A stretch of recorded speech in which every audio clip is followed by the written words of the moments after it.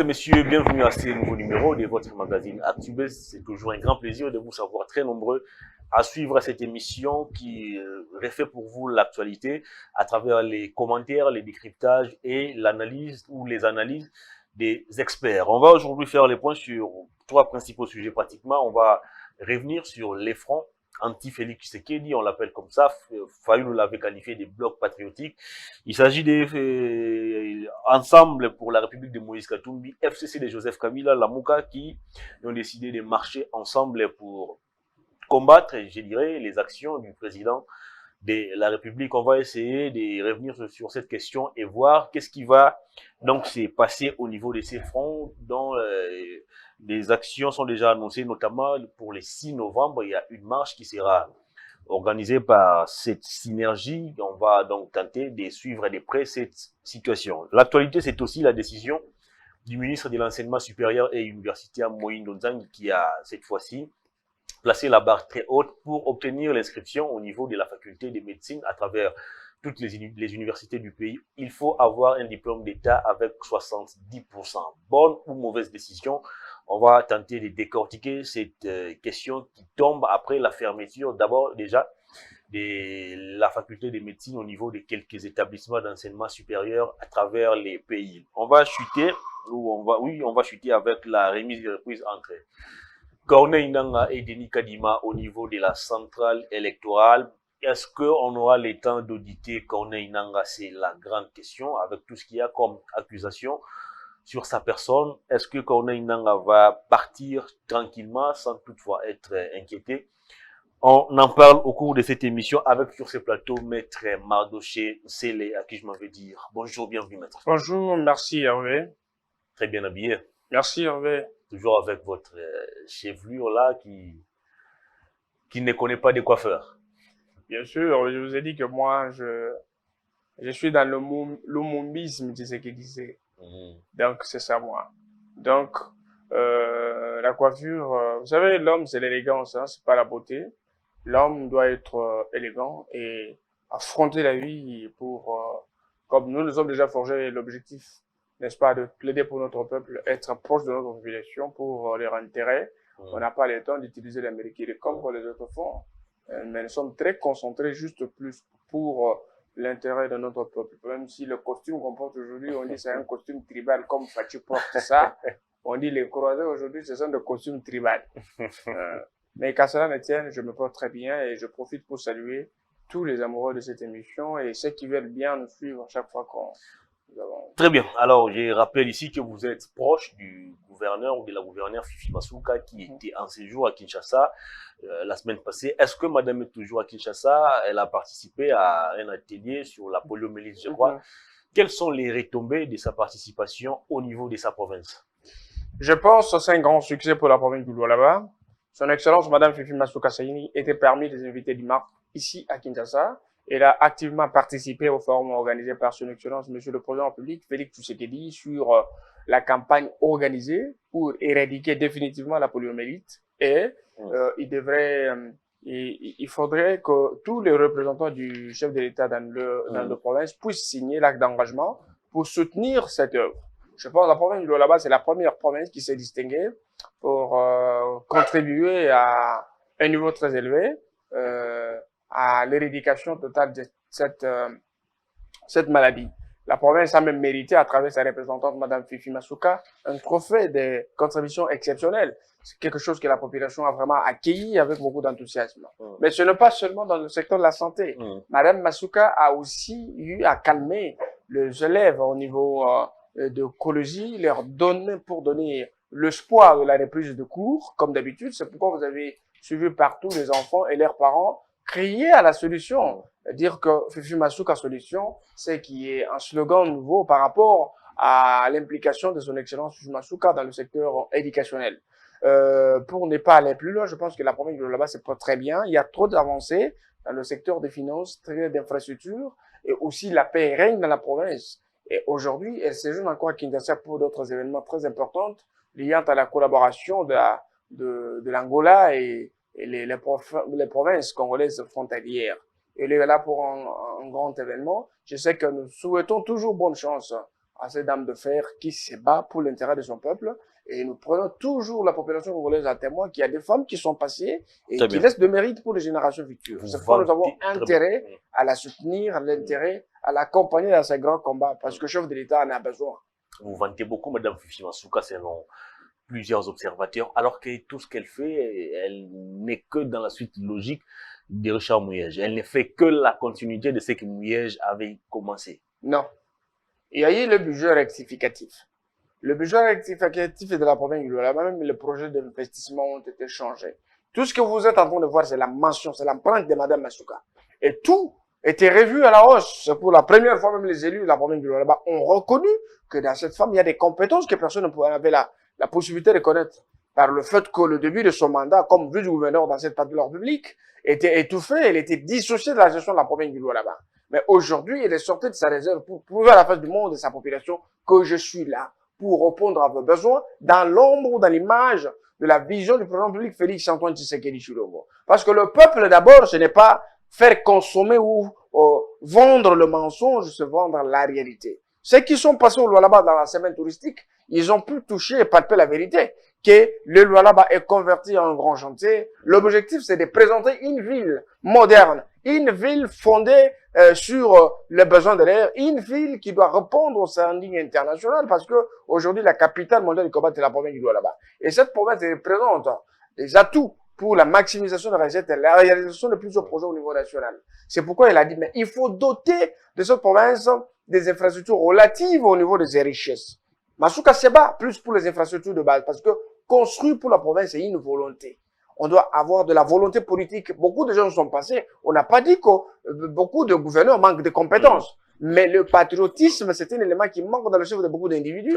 Pas plus qu'ils sortent de l'école où il faut vendre pour ses intérêts. Mais aujourd'hui, l'Union sacrée de la nation a la chance d'avoir des véritables représentantes, ceux qui font valoir la vision du chef de l'État dans leurs partis respectifs. Donc, ceux qui croient que le Lualaba on blague, ils sont dans la distraction. Mais le Lualaba est en train d'être développé dans une vitesse vertigineuse.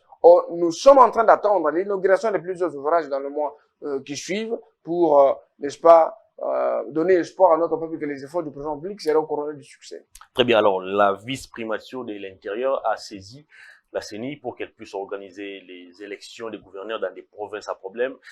Est-ce que le Lualaba est-elle concernée par cette décision? Si oui, est-ce que Mme Fifi Masuka va-t-elle compétitionner? Est-ce que, si également elle va compétitionner, pensez-vous qu'elle a les atouts nécessaires pour briguer cette fois-ci de manière officielle les fonctions ou les mandats des gouverneurs de cette province?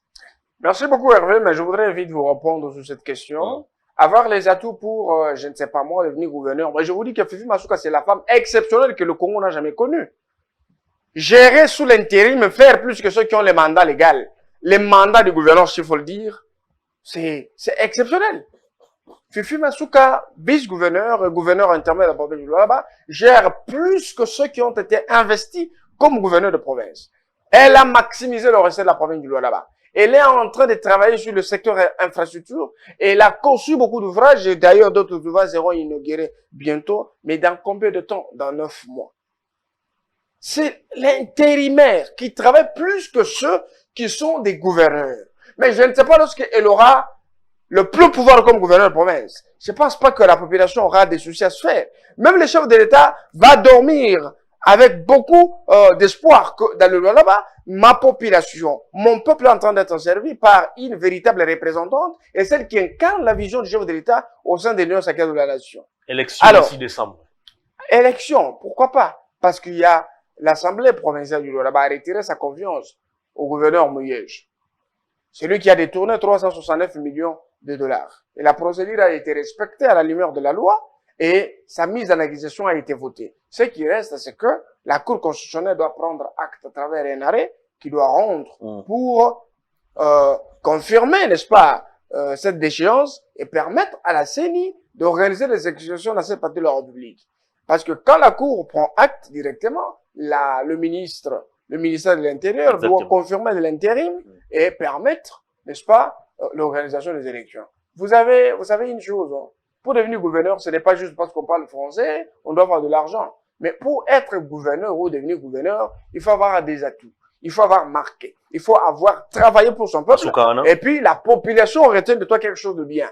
Et vous avez un président public qui a besoin de gens qui peuvent dégager la même énergie que lui, que des hypocrites qui tombent sur l'opportunité pour exploiter cette opportunité au profit de leurs intérêts. Masuka est là, elle n'est pas en politique, ni à la tête la première là-bas pour se faire de l'argent, mais elle est là pour répondre aux besoins de leur peuple comme elle l'a fait aujourd'hui. Elle l'a fait sur le plan de la sécurité, elle le fait sur le plan de l'électricité, elle le fait sur le plan d'eau potable, l'infrastructure, donc les sociales en général, elle est au four au moulin, elle n'a pas le temps. Très bien, on va parler de l'actualité. On va parler d'actualité cette fois-ci.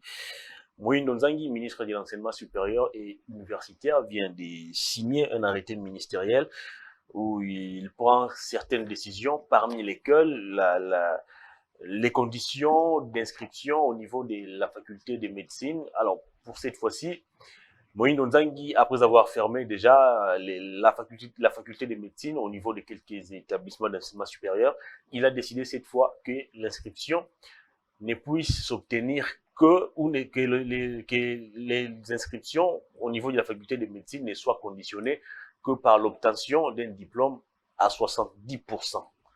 Bonne ou mauvaise décision? Moi, je dirais en quelque sorte bonne, mais mauvaise aussi. Expliquez-vous. Bonne pourquoi? Obtenir 70%, c'est-à-dire, dans la logique des choses, on doit avoir bien étudié, vous avez la prétéose du savoir, vous avez maîtrisé les domaines au niveau des humanités et que vous avez obtenu votre diplôme. Donc, vous avez travaillé sans labo comme on le fait. D'habitude, on travaille, on envoie les réponses et les enfants ont des diplômes. Alors, c'est mauvais pourquoi? Parce que quelqu'un peut aussi obtenir 70% et que la tête est creuse, qui ne maîtrise rien du tout, mais il a 70%, il peut faire la médecine. De quelle manière on peut avoir? Non, mais ils sont nombreux. On peut dire 70% et avoir parce que la plupart, c'est ça la stratégie ici au Congo. Les finalistes ou les écoles s'organisent. Il y a des vrais compagnies qu'on appelle labo. Même si les ministres, les présidents ne connaissent pas, mais c'est la vérité. On prépare, on prend l'examen, on doit travailler ça quelque part, et on donne les réponses aux enfants. Les enfants sont là, des petits illettrés en uniforme qui parlent français, mais qui ne maîtrisent rien de ce qu'ils ont appris. Alors, on donne les trucs par de fenêtres, tout ça, ils couchent, c'est fini. Et là, 70%, il va faire la médecine pour devenir un kamikaze demain qui va commencer à assassiner les gens dans les hôpitaux. Donc, la décision est irréfléchie. Mais moi, je pense qu'il devrait faire. Que tu aies 80%, que tu aies 60, 70, 50%, on doit répondre à un texte. Tu vois? On peut faire 6 mois de préparation. C'est-à-dire 6 mois pour préparer des futurs médecins ou des futurs étudiants dans la faculté de la médecine. C'est ça ce qu'il faut faire parce que dans 6 mois, n'est-ce pas? On doit contrôler le niveau de la personne. OK? S'il a bien étudié ou pas, après il y a un texte, qu'on va faire un examen. C'est ce qui est prévu. C'est ce qui est prévu. C'est même mentionné au niveau de l'article 3 de cet arrêté qui dit ceci. Ne peut être admis à participer à ces concours que les porteurs d'un diplôme d'État ou son équivalent des humanités scientifiques ou d'un diplôme d'État ou son équivalent de toute autre section obtenue avec 70%. C'est-à-dire, à part le fait d'obtenir 70%, lorsqu'on va aller solliciter l'inscription dans la faculté de médecine, vous serez d'abord soumis à un test. Vous réussissez, à ce moment-là, vous pouvez démarrer avec les cours. Là, c'est bien. Là, je suis d'accord. Je sais pas qu'il faut tester les niveaux de la personne qui a le pourcentage. Mais dire que c'est seulement 70%, moi je vais dire non, parce qu'il y a ceux qui ont fait d'abord 70% et puis non, 70% d'abord, moi il faut déjà enlever ça. Mais si vous dites que tout celui qui a eu son diplôme d'État, n'est-ce pas, mais qui va suivre une formation à la fin, il y a un examen qui va maintenant vous donner la possibilité d'obtenir votre inscription, je suis d'accord. Pourquoi? Parce qu'il y a des gens qui en font 50%, 54%, mais très intelligents, plus que ceux qui ont fait 60, 70. Vous comprenez? Ce sont des réalités qui existent. Il faut toujours étudier les paroles parce qu'avant de prendre une décision, prenez en compte les différents facteurs pour que la décision ne tombe pas dans les ambiguïtés. On n'a pas, moi, je n'ai pas refusé l'ambition qu'anime le ministre de l'ESU, mais c'est très important qu'il tienne compte.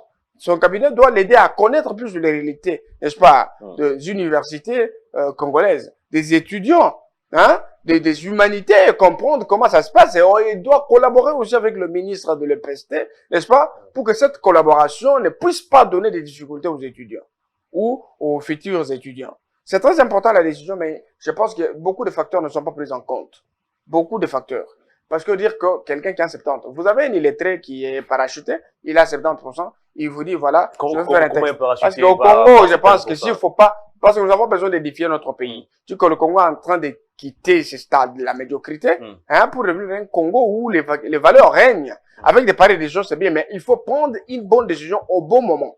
En tenant compte des réalités du moment pour que la décision ne tombe pas dans l'ambiguïté ou cette décision puisse construire un socle de blocage pour la plupart des enfants. Très bien, mais ne pensez-vous pas que la décision du ministre va dans le sens de renforcer la lutte contre la corruption?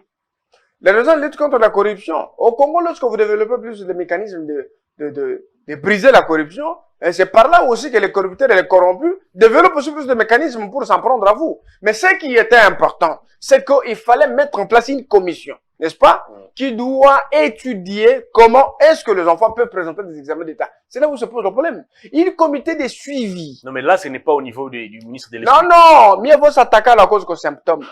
Lui prend la décision. C'est à tout niveau, bien sûr, mais c'est pour ça que j'ai dit, les deux ministères doivent collaborer sur cette question. Ils doivent collaborer, trouver un protocole d'accord. Alors, vous avez besoin d'avoir des bons étudiants. Moi, j'ai un problème.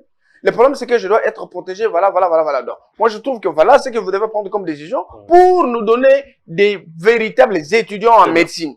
C'est ça. Et l'orientation commence à partir de là. Donner de l'ambition aux enfants. Je pense que même au niveau des humanités, il devrait y avoir une école préparatoire, n'est-ce pas? On prépare des enfants même pour 5 mois, n'est-ce pas? Avant de les prendre. Ça devrait se préparer. Moi, je pense que pendant l'année, on dit les finalistes ont 2 mois de formation. En dehors des examens d'État, comment est-ce qu'ils peuvent affronter l'université demain selon les facultés dont ils ont façon de faire. Il y a beaucoup de mécanismes que les deux ministères doivent unir ensemble pour aider nos enfants, nos futurs nos petits frères, petites soeurs, très bien, de médecins demain. Vous avez soulevé un point très capital. Vous parlez ici de la collaboration entre les ministères de l'ESU et celui de l'EPST. Est-ce que vous ne pensez pas que les problèmes, c'est au niveau de la gloutonnerie des acteurs politiques? Parce qu'on va se rappeler par le passé, on avait un seul ministère de l'éducation nationale et dans ces ministères, tout était englobé. Il y avait l'enseignement supérieur et universitaire, il y avait l'enseignement primaire, secondaire, il y avait la recherche scientifique. Mais aujourd'hui, on a scindé ces ministères en 4. Il y a l'ESU qui est à part, l'EPST, il y a la recherche scientifique. De l'autre côté, il y a aujourd'hui également, je crois, la formation professionnelle. Pourtant, c'était des départements qui étaient inclus tous dans les ministères de l'éducation nationale. Est-ce que vous pensez qu'on doit revenir sur l'ancien système ou on doit continuer comme ça avec tout ce qu'on voit aujourd'hui comme couac? Moi, je pense que on doit continuer comme ça. Pourquoi? Parce que le secteur est vaste. Je pense pas qu'un seul individu peut combiner tous les 4 secteurs. Je pense que les syndics comme ça, c'est très important. Mais la collaboration est très importante. Non, mais on pouvait aussi avoir un ministre qui chapeaute les ministères de l'éducation, puis il a peut-être quelques, je sais pas moi, représentants ou délégués dont chacun a une part de responsabilité. Non. Un gère par exemple les l'ESU, l'autre les PST. Ça va reculer. Parce que nous connaissons les difficultés que traversent les gens à travers la République dans ce secteur.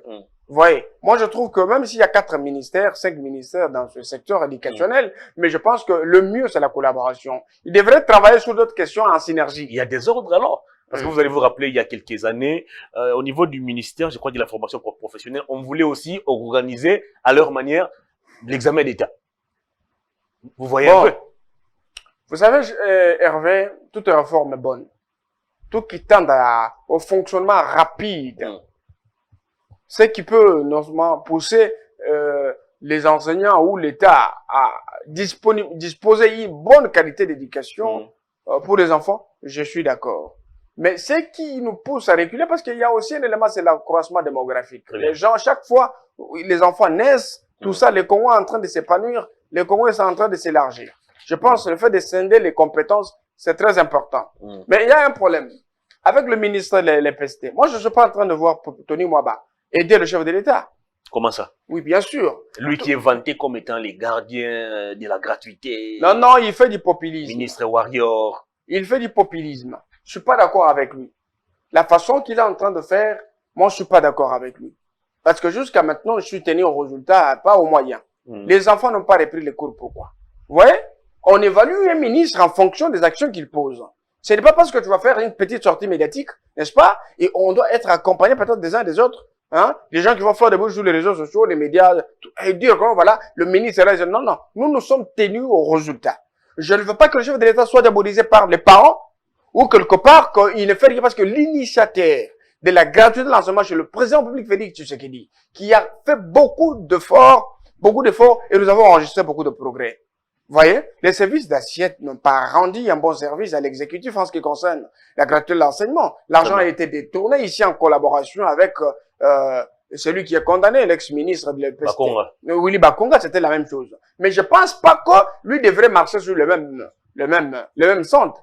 Ce qui était important, c'est que pour mieux faire les choses, il fallait le faire autrement. Tony Mwaba devrait se servir des insuffisances de Bakonga pour nous présenter quelque chose de plus concret afin de permettre, n'est-ce pas, aux Congolais de consommer les gratuités de l'enseignement. Je félicite tous les gouverneurs de partout qui ont soutenu la gratuité de l'enseignement parce que les parents font qu'attendre. 2 milliards de dollars dilapidés par les gens qui devraient aider les chefs de l'État dans ce sens-là. Et l'effectif des enseignants a été revu à la hausse. Il y a eu des fictifs, où il y a eu des nouvelles unités qui ont été recrutées, les membres de la famille ici et là, pour étouffer, n'est-ce pas, le budget qui était préparé pour les enseignants, afin de permettre à ces évoluer. Donc, ce que moi je devrais dire, c'est quoi? C'est que Tony Mwaba doit cesser de faire du populisme et aider les chefs de l'État. Nous attendons de lui quelque chose de concret, tu vois? Mettre fin à ce genre de tralala dans ce secteur, permettre aux enseignants de convaincre pour qu'ils reprennent les cours, permettre aux enfants d'étudier. Parce que le chef de l'État, je pense pas que là où il est content avec ce qui se passe. Le ministre doit cesser de dire nous sommes la famille politique, la même famille politique avec le chef de l'État. Les affaires de l'État restent les affaires de l'État. Les enfants attendent la reprise de cours dans les écoles catholiques, les écoles officielles. Très bien. Ils doivent faire l'effort de trouver une solution afin que ces enfants reprennent les cours. Très bien. Sinon, on va évoluer. Nous sommes là, nous soutenons la gratuité de l'enseignement. Denis Kadima et son équipe ont prêté serment devant les juges de la Cour constitutionnelle. Nous attendons cette fois-ci la cérémonie de remise reprise entre Kadima et Corneille Nanga, disons entre les bureaux Nanga et les bureaux Kadima. Et pendant ce temps, il y a des questions qui se posent au sein de l'opinion. Corneille Nanga avait été pendant un moment ici pointé du doigt comme étant auteur d'un détournement relatif à l'achat des machines à voter. Il est placé sous sanctions américaines, lui et quelques membres de son bureau, notamment Basengezi Norbert. Il y a même le fils de Norbert Basengezi qui est également placé sous sanctions américaines. Alors finalement, pensez-vous aujourd'hui, avec tout ce qui est comme problème au niveau de la CENI, il y a des agents qui sont impayés depuis plusieurs mois. Kadima qui vient en fonction, doit-il commencer d'abord par régler les problèmes des impayements pendant ce temps Corneille Nanga va aller se reposer tranquillement avec tout ce qu'il y a comme accusation sur lui? Je pense que c'est une bonne question. Ça tombe à point de mai. J'aimerais d'abord féliciter la nouvelle équipe de la CENI aujourd'hui dirigée par Denis Kadima. Alors, je pense que nous devons nous comporter comme des citoyens du monde. Il ne faut pas voir la tribu ni l'ethnie. Il faut voir le Congo, il faut voir l'intérêt des Congolais. Très bien. Alors, la CENI, c'est une institution d'appui à la démocratie. C'est une institution politique parce que la démocratie implique la politique, implique les institutions et le peuple. Comme les gens pensaient autrefois à la dépolitisation, je pense que le professeur Mbata avait donné une bonne réponse là-dessus. Alors, ce qu'il faut faire, ce qu'il faut retenir, c'est que les jours où Denis Kadima avec son équipe ont prêté serment devant le juge de la Cour constitutionnelle, ils cessent d'être Denis Kadima, ils cessent d'être indépendants, ils deviennent une structure et un bureau indépendant et qui doit travailler pour le compte des institutions, surtout dans le cadre d'organisation des élections, et faire de ces CENI la CENI la plus transparente, la CENI la plus efficace qui peut réellement aider notre jeu de démocratie à s'épanouir. Je pense, sous le régime de la médiocrité avec Joseph Kabila Kabang, beaucoup de gens ont été recrutés au nom des conditions, entre guillemets, qui ne sont pas connues par le peuple.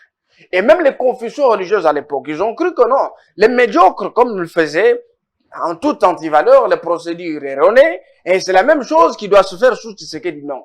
La fois passée, nous avions essayé de donner l'exemple que le tshisekédisme, c'est un système qui vient avec d'autres caractéristiques. Le kabylisme, c'est un modèle de la médiocrité que l'Afrique a connu, qui ont été copiés dans plusieurs pays d'Afrique. Et ce mécanisme qui a même bloqué le développement au niveau des provinces, territoires et même les ETD. Mais aujourd'hui, vous avez le tshisekédisme qui vient avec le slogan sacro-saint « Peuple d'abord ».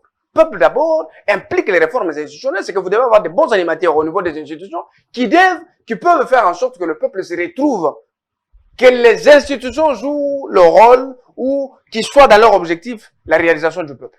Donc, c'est que nous attendons de Denis Kadima, n'est-ce pas? C'est un bon travail, les élections dignes des Congolais, les élections libres, transparentes et crédibles. Ceci est possible que lorsqu'il y a restructuration, n'est-ce pas, au niveau de la CENI, je pense, Denis Kadima va d'abord faire un état des lieux. Quand il a volé, il a surfacturé, bien sûr, là, c'est la justice qui va s'en occuper. Même lui, je fais enquêter, faire nos rapports, mettre à la disposition de son juge naturel qui doit les juger en fonction de sa gestion, parce que rien ne peut échapper à la justice. Mais attendez, avant de vous laisser, quand tu connais, il avait déjà déposé son rapport au niveau de l'Assemblée nationale. Jusqu'à ce jour, il n'y a jamais eu débat. Ouais, c'est possible, il faut comprendre à quelle époque il avait déposé le rapport. C'est à l'époque du KHF. Mbosso est là, pourquoi ne pas Non, bien sûr, mais ce n'est pas la priorité. Je pense que le moment de faire débat sur ces sujets, je pense qu'il y en aura. Très bien. Les attentes, qui est important. Qui attendent Kadima. Pour le moment, la priorité, c'est qu'il faut qu'il y ait des élections dans les délais constitutionnels. Parce que le jeu, c'est qu'ils veulent... Il l'a annoncé déjà. Bien sûr, dans le délai constitutionnel. Les gens pensent que tu sais qu'il y a peur des élections. Non, mais il avait dit que je ne peux pas régner sur un trône sans légitimité. Vous comprenez? Comme nous l'avons toujours dit qu'il y a trois attributs. Ces trio d'attributs qui contrôlent le pouvoir. Un dirigeant, c'est la légitimité sociopolitique, c'est l'exclusivité, c'est la légalité. Donc, je pense, les délais constitutionnels qui est prévu par la loi doit être respecté pour que nous ayons des élections. La deuxième des choses, il faut restructurer la CENI, n'est-ce pas? La troisième des choses, il faut faire un état des lieux pour adapter un plan d'action qui peut faire rayonner la gestion de la CENI. Et nous avons confiance qu'avec le cursus de Kadima, son CV, son savoir-faire, ses capacités scientifiques et l'expertise qu'il a dans le domaine et la confiance qu'il a des institutions et du peuple, je pense que les choses vont très bien partir. Que les gens ne puissent pas se plonger dans la distraction des agitateurs, comme les Fayoulou, les Mozito, les Moïse Katumbi, qui cherchent à tirer les draps de leur côté parce qu'ils croient peut-être qu'avec l'église catholique, les SSC, les jeux allaient passer comme ça. Mais ça, c'est l'intérêt catégoriel. Là-bas passé, je vous ai dit que Moïse Katumbi, à l'époque, n'a jamais été opposant. Même à l'époque où ils étaient ensemble avec Félix Tshisekedi, on ne pouvait même pas l'appeler opposant. Il était mécontent. C'était un mécontent politique. Il a été mécontent du jeu organisé par l'ex-majorité présidentielle avec Kabila à la tête. Il avait des problèmes privés avec Joseph Kabila, mais il n'avait pas de problème dans le cadre institutionnel. Il a été traité des Judas. Mais non, Judas, mais par rapport à leurs intérêts. Moïse n'est pas sorti, n'est-ce pas, de la poche de Joseph Kabila parce que les gens sont en train de mourir. Le Congo n'était pas en train d'être développé. L'argent était en train d'être dilapidé. C'est juste parce qu'il était scellé dans des doutements de fonds privés entre lui et Joseph Kabila. Et directement, il va parler de 3 pénaltys. C'est un mensonge. Il a participé à ces pénaltys. Je parle de Mozito. Mozito qui a volé, qui fait même ministre, premier ministre de Joseph Kabila, aujourd'hui converti à un politicien par rapport aux circonstances. Les Congolais, n'oubliez pas, Fayoulou, il était tiré du néant, il a été allaité par les mamelles de l'IDPS. Vous comprenez? C'est qu'il a restauré quelque chose en Fayoulou et que les gens pouvaient croire au propos de Fayoulou parce qu'il était aux côtés du sphinx que je le mettais. Aujourd'hui, il va pisser sur la main qu'il a tenue lorsqu'il avait des douleurs. Mais on ne peut pas comprendre comment est-ce que ce pays peut évoluer. Lorsque celui qui t'a tenu la main hier, aujourd'hui devient votre ennemi en fonction de rien. Parce que le trône, ou la chaise, ou le fauteuil de la présidence de la République, c'est une institution. Tu sais qu'elle y passe. Mais les institutions restent. Donner la chance à la personne de bien pouvoir développer sa vision, sa bonne volonté orientée dans le sens de développer ce pays, rendre aux Congolais leur dignité et permettre aux Congolais de vivre de leur richesse. On va terminer l'émission. Alors, pendant ce temps, Fayoulou, Katumbi, Kabila ont décidé de se mettre ensemble pour combattre, je ne sais pas moi, la mauvaise politique de Félix Tshisekedi. Il y a une marche qui est même annoncée pour le 6 novembre prochain. Et pendant ce temps, c'est Moïse Katumbi qui est également annoncé à Kinshasa pour consulter je ne sais pas moi, les différents organes de son parti politique. Et puis à la fin, il va dégager sa position par rapport aux différents événements politiques. Comment lisez-vous tout ce qui s'est fait aujourd'hui au niveau de notre sphère politique? Vous savez, moi, je voudrais préparer le Congolais à quelque chose. Moi, ça ne me surprend pas. Parce que Moïse Katumbi s'était parachuté en politique. Il n'a jamais eu de la maturité politique. Il n'a jamais géré. C'est en 2006 qu'il est devenu gouverneur pour la première fois dans sa vie. Vous voyez, il n'a jamais été bourgmestre. Il n'a jamais été leader d'opinion. Moïse Katumbi n'a jamais été même directeur du cabinet dans un cabinet des ministres provincial. Il n'a jamais été chef de bureau. Il n'a jamais été quelque part. Directement dans les affaires, il est devenu député provincial et gouverneur. qui a mal géré d'abord à l'époque, ainsi de suite. Vous voyez que autre chose, nous devons ouvrir les yeux. C'est poser des questions sur la genèse de tout un chacun. C'est pourquoi j'ai toujours dit que la classe politique congolaise est infectée. Il y a des infiltrés, des mal intentionnés sur la peau des agneaux, mais ils font semblant, ils font de beaux yeux aux Congolais, ils se cachent derrière ceux qui ont la légitimité auprès de leur peuple, ils veulent cette légitimité pour le rendre fort et torpiller, n'est-ce pas, l'intérêt du peuple. C'est ça ce que nous sommes en train de vivre avec Katumbi, c'est que nous sommes en train de vivre avec Fayoulou, même avec Mouzito. Vous comprenez? Parce qu'il y a des Congolais plus importants que tous ces gens-là, mais qui sont là dans l'ombre, qui soutiennent la vision du chef de l'État Félix Tshisekedi. Si Katumbi devrait avoir honte de lui-même, je pense que même s'il n'est pas fort en politique, ce qu'il devrait faire, c'est faire entourer avec des gens qui connaissent le Congo. Des gens qui connaissent le problème des Congolais. Non, ne me parle pas de celui-là. Ne me parle, parce que, est-ce que toi tu as déjà entendu Christophe Lutundu parler encore pour le compte de Katumbi? Il faut comprendre que le niveau de Lutundu là est, mieux vaut garder silence que de parler pour Katumbi. Il faut comprendre le niveau de l'immaturité politique. Parle en son nom. Il est son porte-parole et directeur des cabinets. Moi, je peux passer sur votre plateau pour prendre en compte le propos de Kamitato. Quelqu'un qui ne connaît pas pourquoi il est en politique. C'est une grande personnalité. On a une ancien président de l'Assemblée nationale. Allons-y doucement. Deux fois ministre du plan. S'il vous plaît. Ce n'est pas ça ce qui m'intéresse. Kamitato commence, comme tu le dis, parce qu'à l'époque, moi, j'appréciais Kamitato. Mais aujourd'hui, Kamitato avec Moïse Katumbi. Je ne sais pas un Kamitato qui ressemble à quoi, je ne sais pas.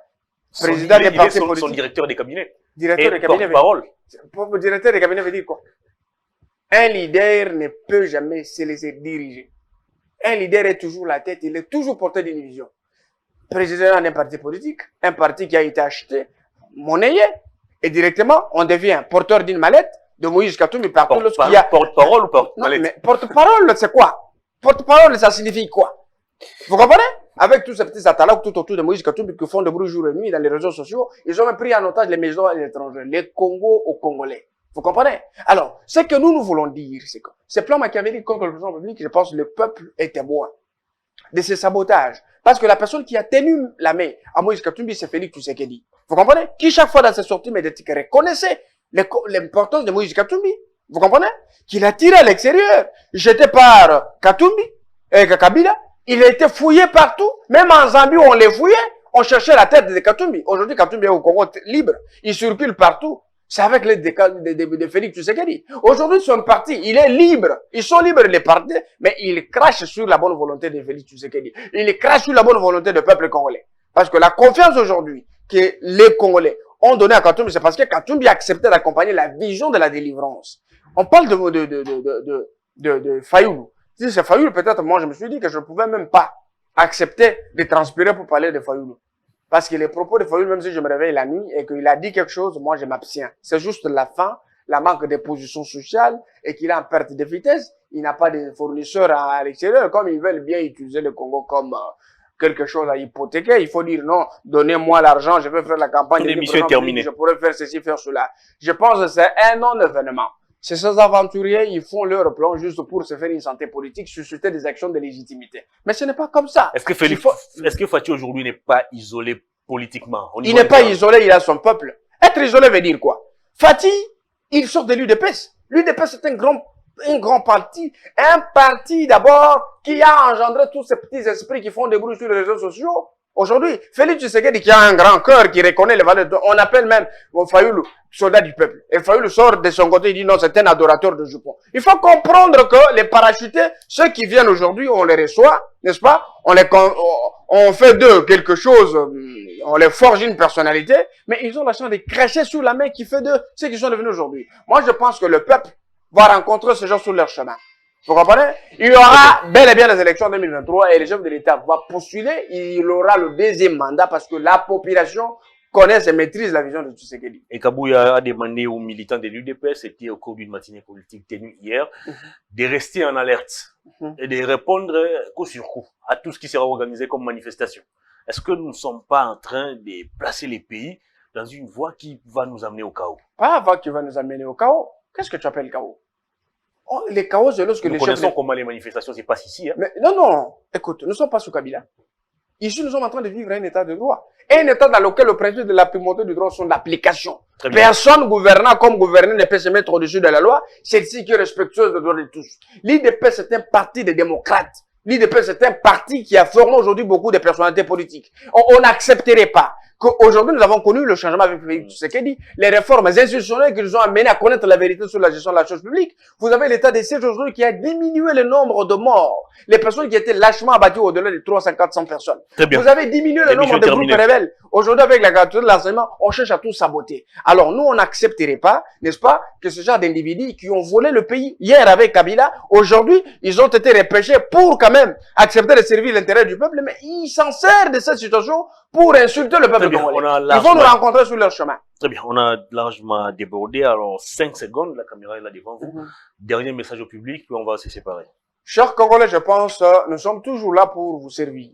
Je pense, le chef de l'État Félix Tshisekedi, c'est l'unique qui pourra vous aider à vous remettre sur le fonctionnement des choses.